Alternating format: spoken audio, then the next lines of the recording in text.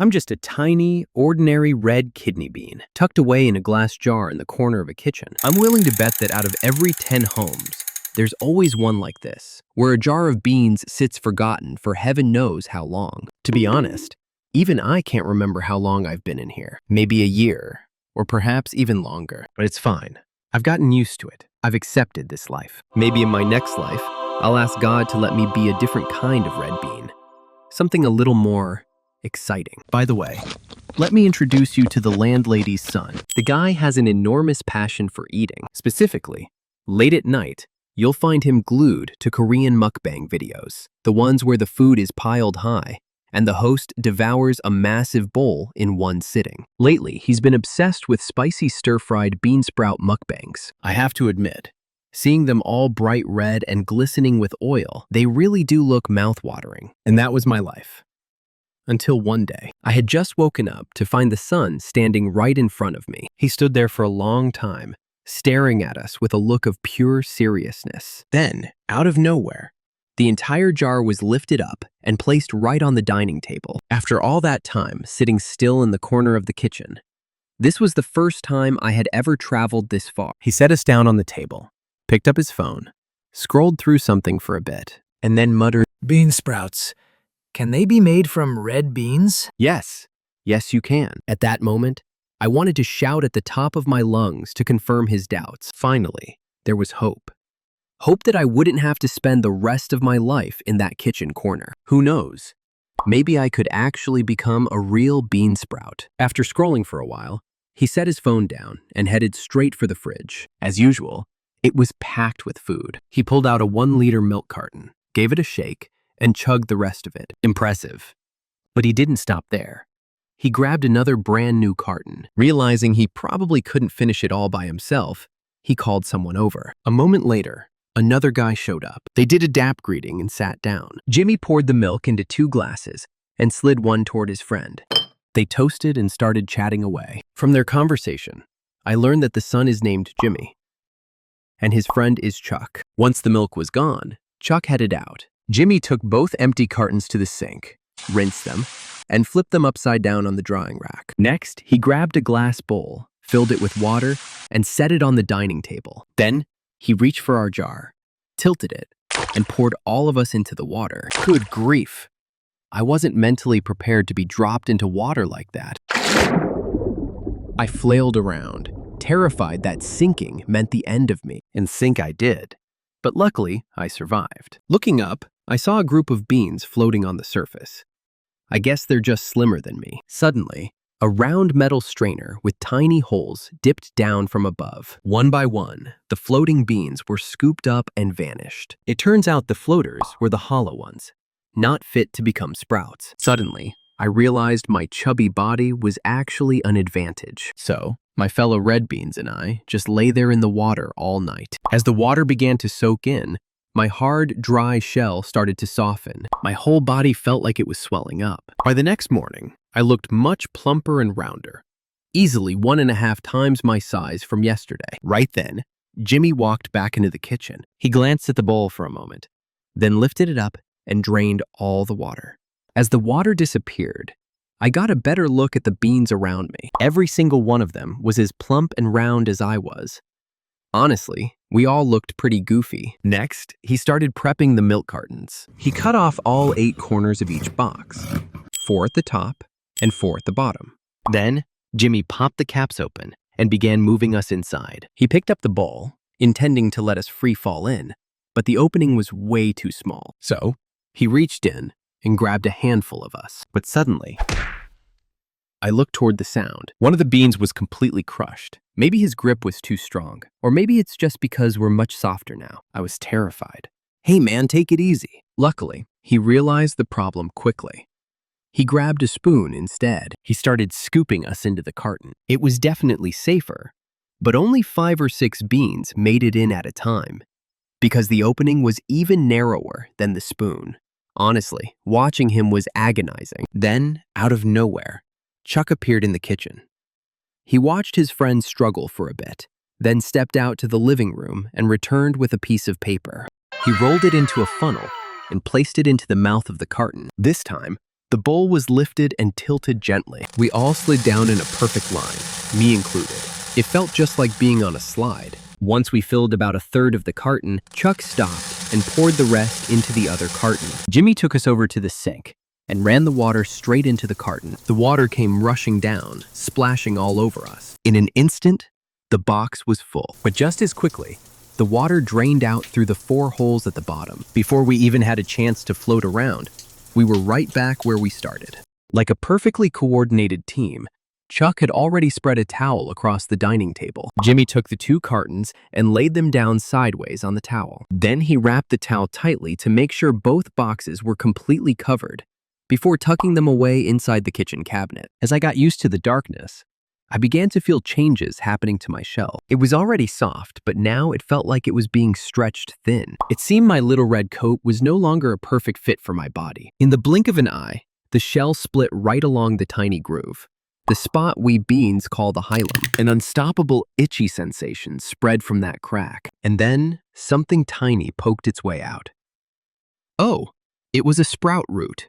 The root was minuscule, creamy white, and slightly curved. One by one, the beans around me began to crack as well. Some were just barely peeking out, while others already had a sprout root showing, just like mine. Early the next morning, Jimmy came back to the kitchen. He took the cartons out of the towel and ran cold water into them. Once the box was full, he closed the cap and started shaking it up and down. My friends and I went swimming from the bottom to the top and back again. Luckily, I didn't get seasick, but just a moment later, the water drained out, and I was right back where I started. That evening, Jimmy took the cartons out and repeated the whole routine, rinsing, shaking, and putting us back in the cabinet. Over the next few days, Jimmy kept up the routine, watering us twice a day without fail. Inside the carton, we were quietly growing. My sprout root grew longer bit by bit, clinging to the sides of the box and intertwining with the roots of the others. At the same time,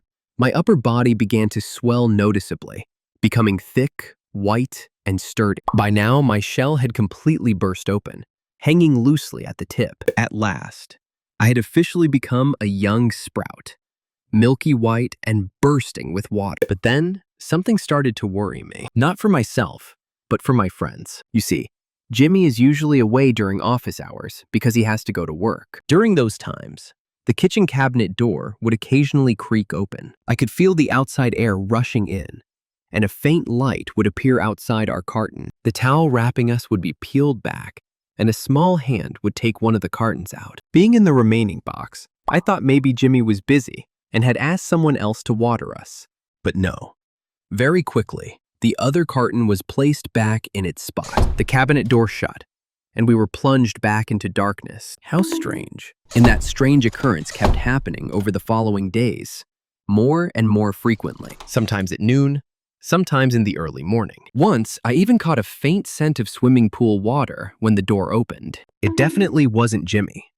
So who could it be? In those brief moments, what was that stranger doing with the other box? And would there come a day when the box I'm hiding in would be taken away too? My head was spinning with questions. But first things first, I had to keep growing. I expanded in both height and width. My entire body was snow white and bursting with water. The sprouts next to me were doing just as well. We were all about the same size now. Our roots were tightly intertwined, taking up almost every inch of space inside. The carton began to stretch and bulge slightly on the sides, as if it could no longer hold us. I'm so restless. I can't wait for the day I finally get out of here. The 7th day since we were put into the cartons. Early in the morning, the cabinet door creaked open. I felt myself being lifted out. The towel was completely removed, and both sprout cartons were placed on the dining table. Then, I heard the snip-snap of scissors. A sharp blade glided along the side of my carton, cutting straight down the edge. The cardboard popped open. A rush of cool air flooded in. It had been so long since I could see the world this clearly. I saw Jimmy. I saw Chuck. Both were staring at us. Piles of plump, healthy sprouts. They both gasped. Oh, wow. Jimmy especially looked so incredibly proud. Then it was Chuck's turn to cut the other box. One similar slice. The box opened. But instead of an ooh, all I heard was a confused, huh?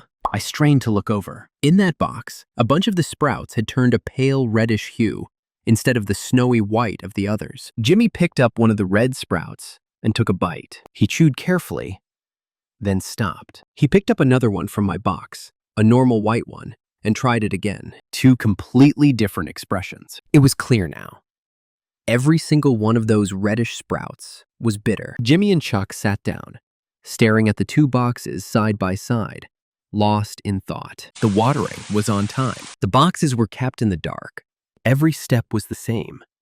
No one understood what had gone wrong. Just then, the sound of thumping footsteps echoed from the doorway. It was Jimmy's younger brother. I recognized him instantly. He ran into the kitchen, shouting, "Jimmy, did you harvest the sprouts yet?" Jimmy and Chuck exchanged a look. Jimmy turned to the boy. Luke, have you been messing with my sprouts? Luke froze for a few seconds before mumbling, "Well, I only opened them to peek for a little bit.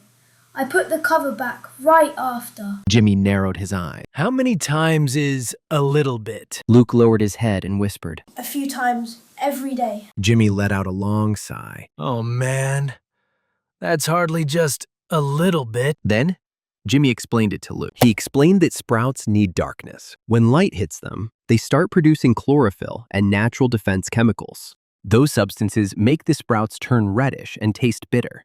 Jimmy handed Luke a red sprout. Give it a try. Luke took a bite, and his face instantly crumpled. "Ugh, it's so bitter." He quickly apologized. Jimmy ruffled his brother's hair and told him to be more careful next time. Chuck laughed, saying only half of them were ruined, which was still plenty for Jimmy to make his spicy stir-fry, and the three of them laughed together. Jimmy poured all of us out into a large basket. Plump white sprouts slid out of their familiar box, landing with a soft rustle. Cold water rushed from the tap, washing over me as I rolled around among hundreds of others. It felt incredibly cool and clean. Jimmy gave the basket a few firm shakes to drain the water, then set us aside. On the counter, everything was ready. The pan was placed on the stove. Oil was poured in, coating the surface. As soon as the oil shimmered with heat, Jimmy tossed in the garlic. Sizzle. The aroma hit me instantly. Then came the green onions. And finally, our turn. The entire basket of sprouts was tossed into the pan. The heat hit us all at once. A wave of warmth spread through my body. The water inside me began to release. I softened and curled slightly. I was no longer a crisp young sprout. I was becoming a tender, cooked one. Jimmy kept us moving, stirring constantly. Then came the seasonings: chili powder, soy sauce, sugar, and finally, a few drops of toasted sesame oil. The flavors clung to me, wrapping around my body. I turned glossy, red-orange, reflecting the kitchen light. I looked every bit as good as the spicy stir-fry in those mukbang videos Jimmy watches every night. The pan was lifted. The sprouts were piled onto a large plate. A very large one. Jimmy, Chuck, and Luke gathered around the table. The plate of spicy stir-fried sprouts sat in the middle, steam rising into the air. The room was filled with laughter and chatter. Jimmy reached in with his chopsticks and took a massive bite, a heap of sprouts, including me. And just like that, I was about to fulfill my life's mission. I am a red bean sprout, and this is the story of my life.